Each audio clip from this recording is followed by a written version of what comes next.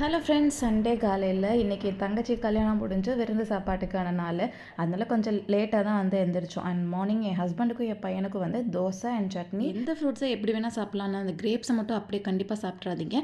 உப்பு அண்ட் மஞ்சள் தூள் போட்டு நல்லா ஒரு ½ ஊற வச்சதுக்கப்புறமா வாஷ் பண்ணிட்டு சாப்பிடுங்க. குட்டி கார்டன் செட்டப் ரெடி பண்ணிகிட்ருக்கேன். அதுக்காக கிச்சன் வேஸ்ட்லாம் போய் அங்கே போய் போட்டுட்டு நைட்டு வாஷ் பண்ண டிஷ்ஷஸ் எல்லாம் எடுத்து வச்சாச்சு. இந்த ரேக் இல்லாமல் இந்த 1 வீக் ரொம்பவே கஷ்டமாக இருந்துச்சு.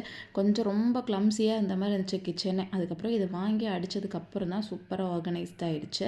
அண்ட் சிம்பிளான ஒரு சட்னி போட்டு அரைச்சி வச்சாச்சு. அண்ட் எனக்கு பார்த்திங்கன்னா ரொம்பவே ஸ்பெஷலான டேஸ்டியான ஒரு ப்ரோபயோட்டிக் கட் ஃப்ரெண்ட்லி பிரேக்ஃபாஸ்ட் தான், வேறு எதுவுமே கிடையாது. பழைய சோறில் கொஞ்சமாக தயிர் சேர்த்துட்டு உப்பு சேர்த்துட்டு மிக்சரில் போட்டு நல்லா அடித்தோம் அப்படின்னா நல்லா மோர் மாதிரி வந்துடும்.